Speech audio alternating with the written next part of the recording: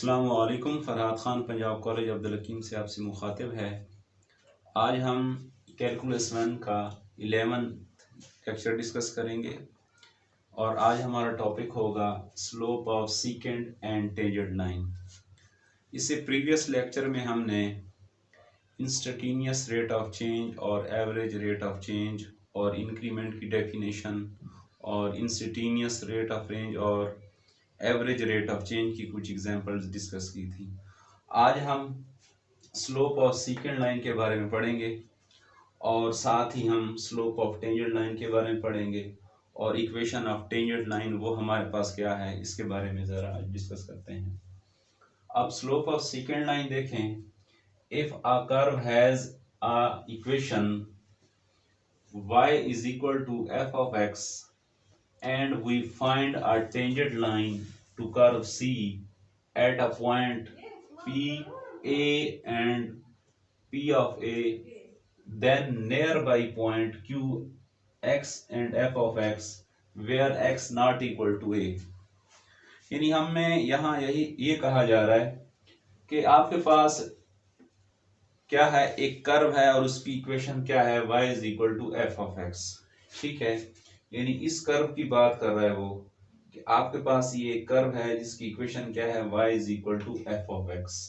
ठीक है, और इस कर्व के ऊपर हमारा एक पॉइंट है जिसके coordinate a f of a और उसके बिल्कुल नियर, ठीक है ना, उसके करीब करीब एक पॉइंट हमने यहाँ लेट किया है, वो क्या है, x q है और उसके कोऑर्डिनेट क्या है, x f of x।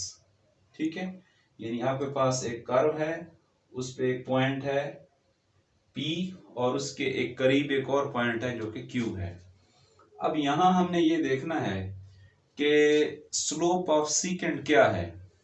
ठीक है, अब देखें, पहले ये ग्राफ जरा समझ लें कि ये आपके पास क्या है, x एक्सिस है, ये आपके पास y एक्सिस है। अब x एक्सिस पे हमने एक पॉइंट लिया a और उसके मुताबिल हमें वैल्यू क्या मिली, f of a, और एक और पॉइंट लिया x, इसके मुताबिल हमें क्या वैल्यू मिली, f of a, और ये एक हमने कर्व जो है इससे ड्रा कर ली। अब देखें, ये आपके पास एक पॉइंट है और इसके नियर ये पॉइंट है। अगर इस पॉइंट को इस पॉइंट से मिला दिया जाए, यानी ये लाइन जो है, यानी P पॉइंट और Q जो पॉइंट है, इसको अगर हम मिला दें तो ये आपके पास क्या बनती है, सीकेंट लाइन बनती है। ठीक है, अब स्लोप ऑफ सीकेंट लाइन क्या है कि अगर आप f of x minus f of a over x minus a, ठीक है, यानी इनका डिफरेंस और x माइनस a का डिफरेंस, ठीक है, ये आप अगर फाइंड कर लें तो ये आपके पास क्या होता है, स्लोप ऑफ सीकेंट लाइन होता है। ठीक है, अब यहां ये कह रहा है अगर हम Q को अप्रोच करें P की तरफ along a curve by letting x approaches to A, ये कह रहा है कि अगर हम x को अप्रोच करें A की तरफ तो Q भी P की तरफ क्या करेगा, अप्रोच करेगा। ठीक है, यानी x को अप्रोच करें A की तरफ तो Q भी क्या है, अप्रोच करेगा P की तरफ। ठीक है ना, अब ये जब अप्रोच करेगा P की तरफ तो फिर हमारे पास क्या सूरत हाल बनती है, वो यहाँ हम पढ़ते हैं कि क्या सूरत हाल बनती है। अब देखें स्लोप ऑफ टेंजेंट लाइन। ठीक है, असल में हमें ये कहा जा रहा है, ये जो लाइन है, यानी ये आपके पास एक कर्व है ना, यहाँ पॉइंट P है, या दूसरी तरह हम ड्रा कर लेते हैं, ये यहाँ आपके पास पॉइंट P, ये P कह लें, इसको Q कह लें, यानी एक, अब तो ये एक लाइन जो है ना हमारे पास है जिसको हम सीकेंट लाइन कह रहे हैं, ये वाली लाइन। ठीक है ना, अब वो ये कह रहा है कि जैसे जैसे हम x को अप्रोच करें A की तरफ तो फिर Q भी P की तरफ अप्रोच करेगा। अब वो डेफिनेशन पढ़ने से पहले हम ये करते हैं, देखो ना, यहाँ Q था, ये सीकेंट लाइन जो थी, या यूं कह लें, यहीं पे देख लें, ये आपके पास क्या है, ये लाइन यहाँ मिला दी, फिर अगर ये और अप्रोच करता है, फिर यहाँ एक टाइम यूं आएगा कि ये Q जो है अप्रोच करेगा P की तरफ, तो ये लाइन यूं टेंजेंट बन जाएगी, यानी किसी एक पॉइंट पे ये छू के गुजरेगी। ठीक है, तो उसको फिर हम टेंजेंट लाइन का नाम दे देते हैं। ठीक है, अब स्लोप ऑफ टेंजेंट क्या है? स्लोप ऑफ टेंजेंट ये आपके पास the tangent line to the curve y is equal to f of x at the point P, और उसके कोऑर्डिनेट आपके पास क्या है? a and f of a is the line through P with slope, और जिसकी स्लोप क्या है आपके पास? Limit x approaches to a f of x minus f of a over x minus a। यानी हम ये कहना चाह रहे हैं कि आपके पास जो स्लोप ऑफ टेंजेंट है, अब देखिए ना, जैसे यहाँ हमने बात की है कि अगर x को अप्रोच करें a की जानिब, ठीक है ना, तो फिर आपके पास क्या क्रिएट होगा? स्लोप ऑफ टेंजेंट क्रिएट होगा। यहाँ देखें ना, बाकी हमारे पास इक्वेशन सारी वही है, लेकिन हमने लिमिट लगा दी कि अगर हम लिमिट फाइंड करें x approaches to a, mean कि हम x को अप्रोच करें a की जानिब, तो ज़ाहिरी बात है जब ये फासला जूं करीब आएगा तो ये पॉइंट नीचे आएगा, और करीब जाएंगे, मीन के एक ऐसा लम्हा आएगा कि हम P जो है उसकी तरफ अप्रोच कर लेंगे। जब अप्रोच करेंगे तो उसको हम क्या कहेंगे? वो आपके पास स्लोप ऑफ टेंजेंट है। ठीक है, यहाँ हमने कहा भी है कि लिमिट अगर x अप्रोचेस टू a हो, f of x minus f of a हो, और डिवाइड कर दें किस पे? x माइनस a पे, तो ये आपके पास क्या है? स्लोप ऑफ टेंजेंट लाइन है। ठीक है, अब जब इसकी शेप बनाएंगे टेंजेंट लाइन की, तो वो यूं बनेगी। ठीक है ना, ये देखिए ना, हमने एक लाइन ड्रा कर दी, मीन के अगर कर्व इस शेप की होती जैसे ये हमने ड्रा की है, तो जाहिर बात है यहाँ कोई पॉइंट Q होता, इसको आगे हम नेयर करते रहे P की जानिब, तो एक ऐसा पॉइंट आएगा कि ये जो हम सीक्वेंट लाइन जो ड्रा कर रहे हैं ये ऐसे बन जाएगी, यानी कर्व को किसी एक पॉइंट पे छू के गुजरेगी, तो इसको हम क्या कहते हैं? ये आपके पास टेंजेंट लाइन है। ठीक है, अब इक्वेशन ऑफ टेंजेंट लाइन क्या होती है? An equation of tangent line through point P x1 y1, यानी हमने कोई पॉइंट ले लिया x1 और y1, बिलफर्ज हम यही ले रहे हैं ये वाला, यानी यहाँ कोई पॉइंट P है, उसके कोऑर्डिनेट x1 y1 है, यानी आपके पास एक लाइन है जो कि पॉइंट P से गुजर रही है, और उस पॉइंट P के जो कोऑर्डिनेट है वो क्या है? x1 है, y1 है। ठीक है ना,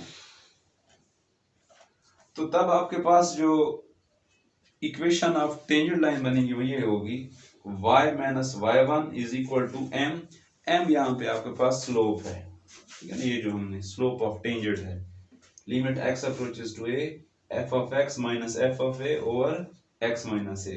अब ये आपके पास यहाँ जो m का जिक्र हो रहा है, ये आपके पास क्या है?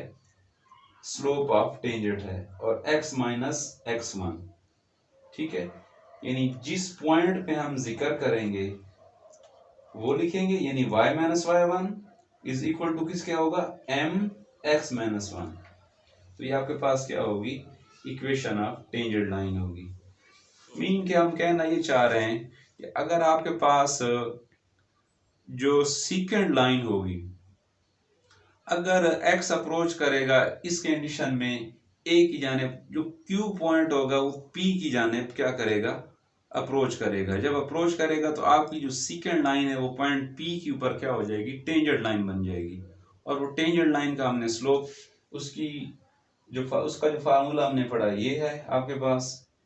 जस्ट यहाँ पे लिमिट अगर आप अप्लाई करें ना, ये ना सेम एज इट इज है, लेकिन जब हम लिमिट अप्लाई करते हैं यानी x को अप्रोच करते हैं a की जानिब, तो ज़ाहिर बात है जो आपका पॉइंट Q है वो a की जानिब आएगा। ठीक है, तो उस सूरत में आपके पास जो सीक्वेंट लाइन होगी वो क्या बन जाएगी? टेंजेंट लाइन बन जाएगी। ठीक है, ये उसकी इक्वेशन है। अब एक एग्जांपल है जिसमें हम देखते हैं कि आपके पास जो टेंजेंट लाइन की इक्वेशन है वो क्या बनती है। अब यहाँ देखें, find the equation of tangent line, equation of tangent line find करें। To the parabola y is equal to x square, यानी ये आपके पास एक पैराबोला है, उसकी इक्वेशन है y is equal to x square, यानी मीन के आपके पास ये कोई कर्व है जो कि इस फॉर्म में है। ठीक है, अगर ये x एक्सिस, ये y एक्सिस और ये x एक्सिस हो आपके पास, मीन के आपके पास इस शेप की जो है ना कोई कर्व है। ठीक है, और उसको हम क्या नाम देते हैं, y is equal to x square. ठीक है, ये आपके पास क्या है, पैराबोला की एक इक्वेशन है। अब इस पे कोई पॉइंट है, मीन के हम कह लें यहाँ पे है।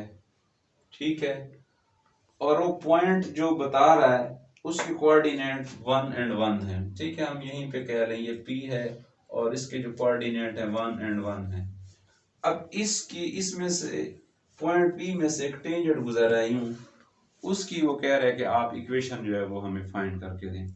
अब देखें इक्वेशन टेंजेंट अब लाइन की जो हमने पढ़ी है उसके अंदर y माइनस वाई 1 है और m आ रहा है। अब देखें हमें स्लोप की जरूरत पड़ेगी और बाकी पॉइंट की जरूरत पड़ेगी। जब वो हम स्लोप फाइंड कर लें और पॉइंट तो वैसे गिवन होंगे, जब वो पुट करेंगे तो आपके पास क्या आ जाएगी, इक्वेशन ऑफ टेंजेंट लाइन आ जाएगी। अब गिवन दैट आपके पास जो इक्वेशन ऑफ टेंजेंट लाइन है y is equal to x square और पॉइंट आपके पास गिवन है।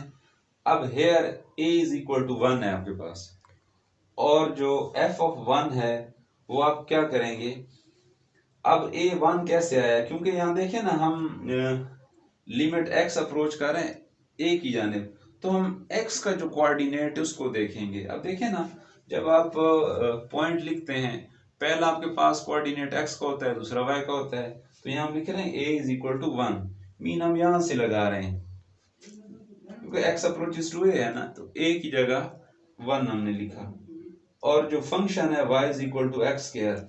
अब देखिए ना, यहाँ हम अगर फंक्शन लिखते हैं ना, यानी जैसे वो शुरू में हमने कहा y is equal to f of x, तो यहाँ हमने y की जगह क्या लिख दिया, f ऑफ x लिख दिया, यानी f of x is equal to x square. अब यहाँ देखें f 1 पुट किया, जब 1 पुट करेंगे यानी कि x एक्सिस यानी जो आपके पास x है उसकी जगह 1 जब पुट किया तो 1 का स्क्वायर क्या होगा, 1 हो जाएगा, यानी f of 1 is equal to 1 आ जाएगा। ठीक है, तो इसके लिए इक्वेशन ऑफ टेंजेंट लाइन क्योंकि हमने फाइंड करनी है, तो इससे पहले हम क्या करेंगे, स्लोप फाइंड करेंगे। अब स्लोप का फार्मूला क्या है आपके पास, क्योंकि x अप्रोच कर रहा है a को, यानी a की जगह आपके पास 1 आ जाएगा, f of x minus F of 1 over x minus 1। अब देखें आपके पास f ऑफ x क्या है, वो x स्क्वायर है। यहाँ देखें आपके पास क्या है, f of x is equal to x square, तो यहाँ आपके पास क्या आ जाएगा, x स्क्वायर आ जाएगा। f ऑफ 1 आपने क्या फाइंड किया, वो 1 आया आपके पास। ठीक है, और x माइनस 1, अब x स्क्वायर माइनस 1, ये आपके पास फार्मूला बन गया क्या, x प्लस 1 x माइनस 1 और क्या हो जाएगा, x माइनस 1। अब x माइनस 1 से x माइनस 1 कैंसिल हो जाएगा और लिमिट आपके पास क्या रहेगी, limit x approaches to 1 x plus 1, और यहाँ आप देखें जहां आपके पास x है वहां आप 1 पुट कर दें, क्योंकि 1 हमारे पास लिमिट जो है वो एग्जिस्ट कर रही है ना, इसलिए हम यहाँ 1 पुट करेंगे। अब 1 प्लस 1 तो आपके पास 2 आ जाएगा। अब ये आपके पास जो 2 है, ये आपके पास जो टेंजेंट ऑफ इक्वेशन हमने पढ़ी है टेंजेंट लाइन की, उसमें जो m है उसी की जगह हम ये पुट कर लेंगे। अब हम लिखेंगे equation of tangent line at point, इस पॉइंट P पे जो है वो आपके पास क्या बनेगी, y minus y 1 is equal to m into x minus 1। अब y1 और x1, ये y1 आपके पास क्या होगा, क्योंकि पॉइंट आपके पास क्या था 1 एंड 1। ठीक है, अब ये आपके पास y1 होगा और ये आपके पास क्या होगा, x1 होगा। तो अब क्या लिखेंगे, y minus y 1 is equal to m into x minus 1। अब देखिए y1 भी 1 आ गया आपके पास और x1 भी 1। अब 2 को अंदर मल्टीप्लाई करें क्या हो जाएगा, 2x माइनस 2, और y इज इक्वल टू क्या हो जाएगा, ये क्योंकि 2x इसमें वेरिएबल इन्वॉल्व है, आप दूसरी साइड पे लिख लें, y minus 2x is equal to क्या हो जाएगा, माइनस 1 आ जाएगा आपके पास। ठीक है, यहाँ माइनस 1 लिखेंगे। अब देखें कि हमने क्या किया, इक्वेशन ऑफ टेंजेंट लाइन के लिए सबसे पहले स्लोप फाइंड की, m फाइंड किया, उसके बाद हमने equation of tangent line find कर ली। ठीक है, यानी ये आपके पास जो फार्मूला था। अब एक आपके पास नोट है सॉरी, कि we sometimes refer to the slope of tangent line to a curve at a point as a slope of a curve at a point. यानी वो कह रहे हैं हम बाजू का जो आपके पास जो स्लोप ऑफ टेंजेंट लाइन है, ठीक है, किसी कर्व के ऊपर, और एक आपके पास पॉइंट है, यानी एक कर्व के ऊपर आपके पास एक पॉइंट है, वहां आपने क्या फाइंड किया, स्लोप ऑफ टेंजेंट फाइंड कर लिया। उसको हम अक्सर जो है स्लोप ऑफ कर्व भी कह देते हैं। यानी स्लोप ऑफ टेंजेंट को हम क्या कह सकते हैं, स्लोप ऑफ कर्व भी कह सकते हैं, ठीक है ना। यानी शार्टली, अगर शार्टली हम कहना चाहें तो हम क्या कहते हैं, स्लोप ऑफ कर्व। अब इनकी कुछ और जो एक्सप्रेशंस हैं वो भी हम यूज करते हैं, स्लोप ऑफ टेंजेंट के लिए भी और स्लोप ऑफ सीकेंट के लिए भी। वो क्या है आपके पास, other expression for the slope of secant line and tangent line. पहले वो एक्सप्रेशन समझने से पहले हम ये फिगर जरा दोबारा देखते हैं। अब देखिए यहाँ आपके पास एक्स एक्सिस है, ये वाई एक्सिस है। अब यहाँ आपके पास एक पॉइंट है, ठीक है, ए, उस पे आपके पास क्या वैल्यू आई, एफ ऑफ ए, और एक और पॉइंट थोड़ा सा आपने इसमें इजाफा किया, इंक्रीमेंट किया, जिसको हम एच से रिप्रेजेंट कर रहे हैं। यानी ए के अंदर आपने कुछ ना कुछ क्या किया, इंक्रीमेंट किया, तो आपके पास वैल्यू क्या बन गई, ए प्लस एच। अब ए प्लस एच पे फंक्शन की वैल्यू आपके पास क्या बनेगी, यहाँ पे एफ ऑफ क्या बनेगी, ए प्लस एच, ठीक है। अब इसका अगर पॉइंट ड्रा करें तो ये पहला पॉइंट एक्स एक्सिस वाला लिखते हैं, दूसरा वाई एक्सिस का, तो पी ऑफ क्या बनेगा, ए एफ ऑफ ए। इसका पॉइंट क्या बनेगा, ए प्लस एच, यानी ये एक्स एक्सिस का, ये आपके पास ए प्लस एच है, ए प्लस एच। और दूसरा पॉइंट क्योंकि वाई एक्सिस का लिखते हैं, वो क्या होगा, एफ ए प्लस एच, ये इसका, यानी ये पी कोई पॉइंट है, उसके करीब हम एक पॉइंट ले रहे हैं। अब जैसे पीछे हमने जिक्र किया कि P और Q को जब हम मिलाएंगे तो ये लाइन आपके पास क्या होगी, सीकेंड लाइन होगी, ठीक है ना, ये आपके पास क्या होगी, सीकेंड लाइन। अब ये जो सीकेंड लाइन है, इसकी इक्वेशन आपके पास क्या बनेगी, वो मैं यहां लिख रहा हूं, F of A plus H minus F of A over A plus H minus A, और अगले स्टेप पे क्या होगा, F A plus H minus F of A over H. लेकिन यहां देखें कि आपके पास यहां से यहां तक जो है वो क्या वैल्यू आएगी, यानी यहां से यहां तक a हो गया और यहां से यहां तक h। अब ये वैल्यू हमें नहीं पता कि कितनी है, तो इसको निकालने के लिए हम क्या फाइंड करते हैं कि इस वैल्यू में से ये वैल्यू माइनस अगर कर दें, ठीक है ना, यानी यहां से यहां तक टोटल कितनी है, a प्लस एच है, ठीक है ना।